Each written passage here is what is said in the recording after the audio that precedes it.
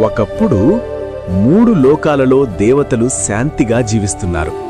కాని ఒకరోజు అసుర రాజు మహిషాసురుడు తన అపారమైన బలం మరియు అహంకారంతో దేవతలపై యుద్ధం ప్రకటించాడు.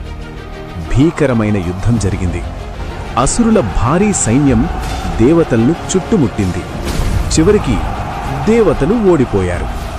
మహిషాసురుడు స్వర్గాన్ని ఆక్రమించి తనను 3 లోకాల రాజుగా ప్రకటించాడు.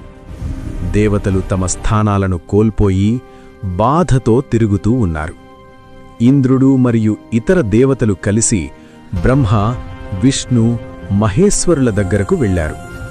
వారు చేతులు జోడించి ఇలా ప్రార్థించారు: ప్రభువులారా, మహిషాసురుడు మమ్మల్ని ఓడించాడు, మాకు రక్షణ కావాలి.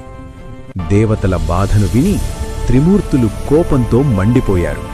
ఆ కోపం నుండి వెలువడిన అపారమైన తేజస్సు ఒకచోట చేరింది. ఆ తేజస్సు నుండి ఒక అద్భుతమైన దేవి అవతరించింది.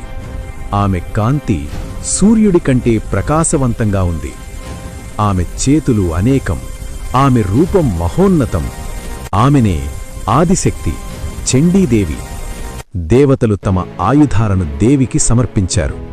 శివుడు తన త్రిశూలాన్నిచ్చాడు, విష్ణువు తన చక్రాన్నిచ్చాడు, ఇంద్రుడు తన వజ్రాయుధాన్నిచ్చాడు. అన్ని దేవతల శక్తులు దేవిలో కలిశాయి.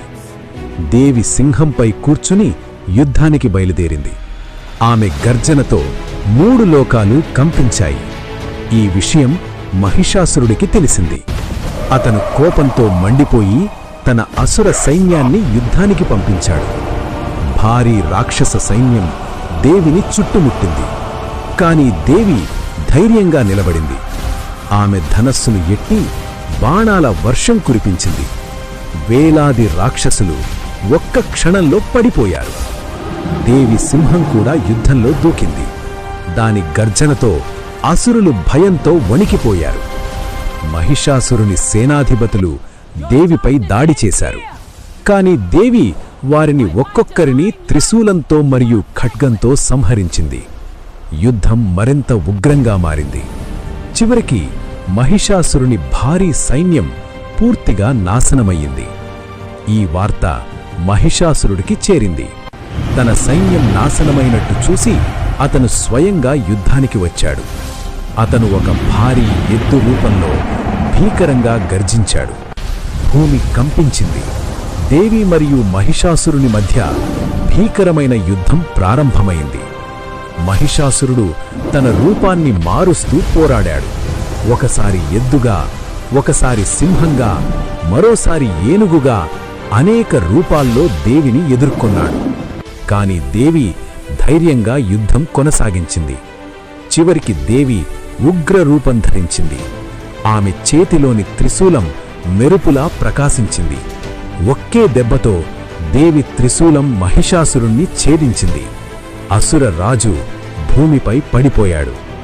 మహిషాసురుడు సంహరించబడడంతో 3 లోకాలు ఆనందంతో నిండిపోయాయి. దేవతలు ఆకాశం నుండి పుష్పాలు కురిపించారు. వారు దేవిని స్తుతిస్తూ ఇలా అన్నారు: జయ జయ మహాదేవి, జయ జయ మహిషాసుర మర్దిని. అలా ధర్మం మళ్లీ విజయం సాధించింది. ఇలా మహిషాసురుణ్ణి సంహరించి దేవి 3 లోకాలలో ధర్మాన్ని కాపాడింది. అందుకే మనం ఆమెను మహిషాసురమర్ధిని అని స్తుతిస్తాం. జయ జయ మహాదేవి, జయ జయ మహిషాసురమర్ధిని. ఇలాంటి పౌరాణిక కథలు వినాలంటే మన సిరి చిట్టిలోకం ఛానల్ను తప్పక చూడండి. మా వీడియో నచ్చితే లైక్ చేయండి, షేర్ చేయండి, సబ్స్క్రైబ్ చేయడం మర్చిపోవద్దు. సిరి చిట్టిలోకం కిడ్స్ ఛానల్.